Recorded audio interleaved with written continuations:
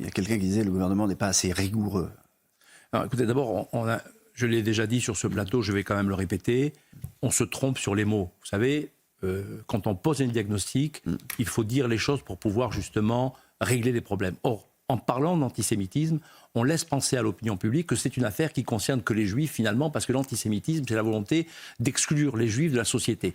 Or, ce à quoi nous sommes confrontés aujourd'hui n'est pas à proprement parler un acte antisémite, c'est un acte, un attentat, c'est une attaque djihadiste contre la France. Vous avez un Algérien arabe radicalisé qui porte en bandana sur la tête un kéfier palestinien, qui a un paréo qui est le drapeau de la Palestine, armé d'un pistolet et d'une hache pour tuer des juifs en l'occurrence, mais pas que des juifs. On sait très bien que les djihadistes, c'est une menace globale contre la République, contre la société française, contre l'ensemble de nos démocraties. Alors moi, quand je vois des manifestations contre l'antisémitisme et quand je vois des réactions de responsables politiques qui disent il faut que les juifs soient protégés et que la religion juive soit protégée, préservée, mais on marche sur la tête, on a affaire à des dingues. Il faudrait qu'il y ait une grande manifestation de tous les Français contre l'islamisme, contre le djihadisme et contre aujourd'hui pourquoi ceux qui se cachent derrière la cause Pourquoi n'a-t-elle pas eu lieu? Mais parce que ça fait quasiment ça fait le jeu de ceux qui veulent, entre guillemets, comme on dit,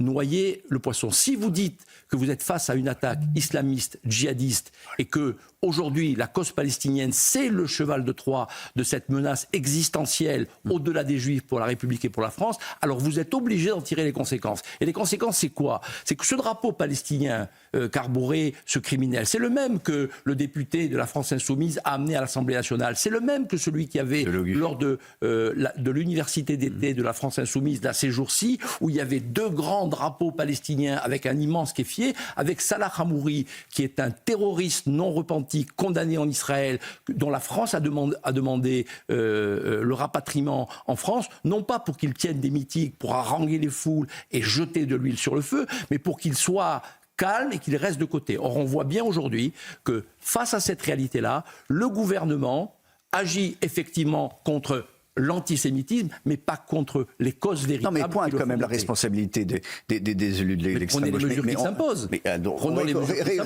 Réécoutons Gérald Darmanin ce matin. Ce qui s'est passé à la Grande Motte, encore une fois, est évidemment ignoble. Et je voudrais répéter l'augmentation de 200% des actes antisémites depuis ce 1er janvier. C'est-à-dire que, vous voyez bien que nos compatriotes juifs subissent des actes répétés contre les personnes, contre les lieux de culte. Je ne suis pas là pour dénoncer les arguties des uns ou des autres. En tout cas, ce qui est sûr, c'est qu'il y a un discours politique qui peut rendre légitime sans doute des passages à l'acte pour des personnes comme ce monsieur. Je ne sais pas si c'est le cas précis pour ce monsieur, mais c'est le cas, en tant que ministre de l'Intérieur, je le vois tous les jours. Les propos de Mme Hassan, les propos d'un certain dirigeant politique, malheureusement, poussent sans doute des personnes à faire ce genre d'acte ignoble.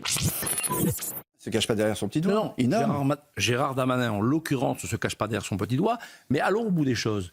Si vous voulez, alors on a dit, par exemple, lutter contre l'antisémitisme. Donc la haine des Juifs qui est principalement motivée par la détestation d'Israël, par des islamistes radicaux qui veulent non seulement, évidemment, détruire Israël et s'en prendre aux Juifs symboliquement, mais qui veulent aussi détruire la République. Ce sont les mêmes qui ont fait le Bataclan, qui ont fait Charlie, qui feront de même demain d'autres agressions contre l'ensemble de nos compatriotes sans se préoccuper de savoir si on a affaire à des Juifs ou pas. Que les victimes des actes terroristes, des attentats précédents que vous avez cités, notamment le Bataclan, ne sont pas tous les jours aux côtés des Juifs de France à chaque fois qu'il se passe ce genre de choses. Ils ne se sont pas associés, ils ne se sont pas rendus peut-être compte, je ne sais pas, que c'était le même mal, que c'était le même terrorisme. Non mais attendez, tout le monde s'en rend compte. Regardez depuis le 7 octobre, toutes les enquêtes d'opinion qui ont été publiées montrent qu'entre 66 et 82%